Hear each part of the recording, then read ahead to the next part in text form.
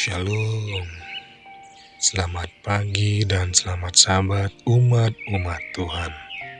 Sebelum kita mendengarkan sabda Tuhan di pagi yang indah ini, marilah kita berdoa. Bapa di surga, kami mengucap syukur atas kehidupan dan kesempatan baru di pagi hari ini. Saat kami hendak merenungkan firman-Mu, bukalah hati dan pikiran kami. Kiranya Roh Kudus menuntun kami agar kami tidak menafsirkan firman-Mu menurut kehendak kami sendiri, melainkan memahami kebenaran sebagaimana Engkau kehendaki. Dalam nama Yesus kami berdoa dan bersyukur. Amin.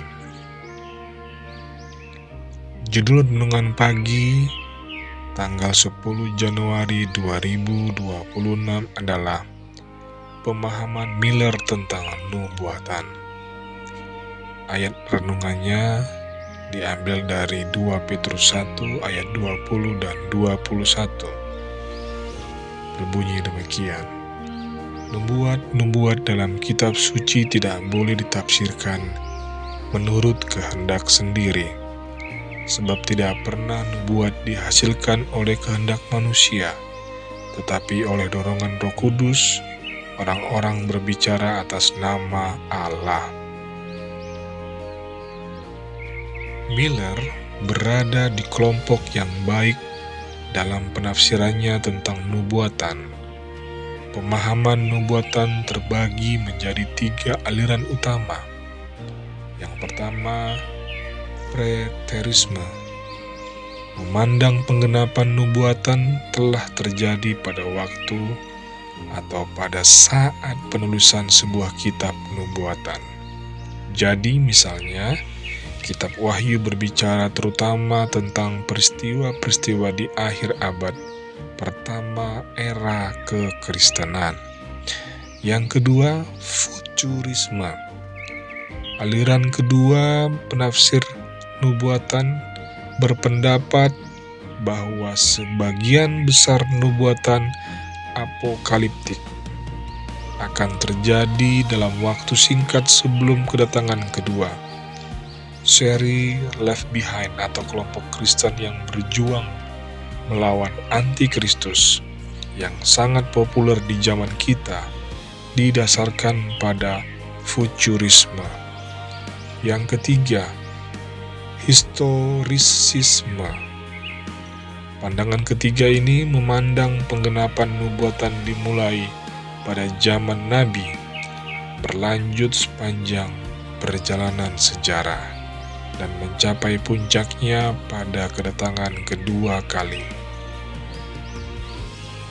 Pemahaman historis tentang nubuatan paling cocok diilustrasikan oleh Daniel 2, yang penggenapannya dimulai sejak masa Nebukadnezar dan Daniel hidup, berlanjut melalui 3 kerajaan berikutnya yang mendominasi dunia Mediterania, berlanjut lagi hingga Roma yang terbagi-bagi, dan mencapai penggenapannya pada akhir zaman dengan kedatangan kerajaan Allah.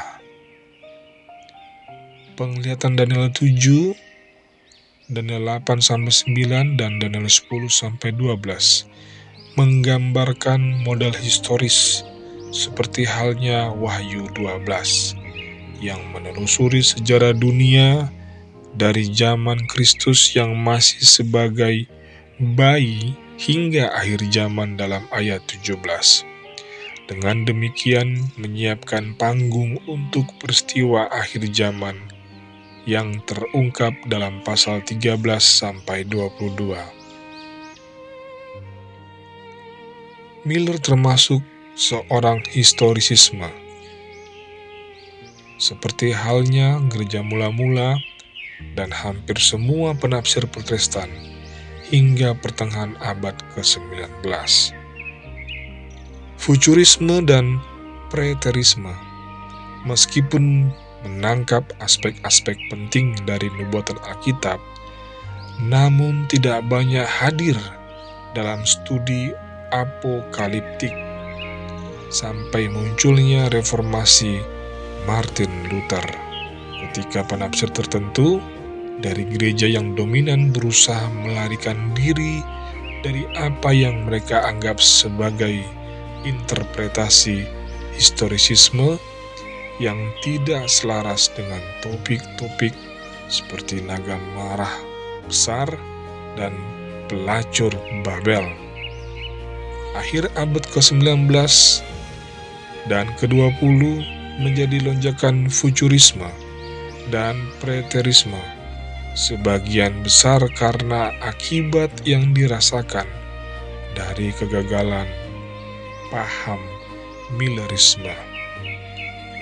Namun, kegagalan paham Millerisme akan kedatangan kedua kali tidak mengubah perspektif historis dari Daniel 2 atau bahkan prinsip tahun untuk sehari yang tertanam dalam Daniel 9, sehingga penerjemah Revised Standard Version menerjemahkan ayat 24 sebagai 70 minggu atau tahun, meskipun faktanya dalam bahasa Ibrani hanya disebutkan 70 minggu.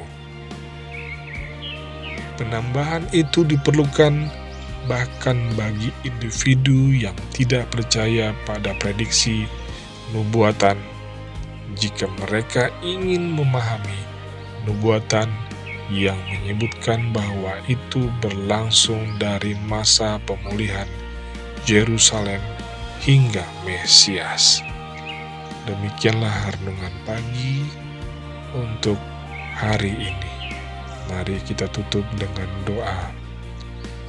Bapa di surga, terima kasih atas firman-Mu yang telah kami renungkan. Tolonglah kami agar setia mempelajari nubuatan-Mu dengan kerendahan hati dan iman, serta bersandar penuh pada tuntunan Roh Kudus. Kiranya pemahaman kami menuntun kami untuk semakin siap menyambut penggenapan rencana-Mu yang sempurna. Di dalam nama Yesus Kristus kami berdoa dan bersyukur. Amin.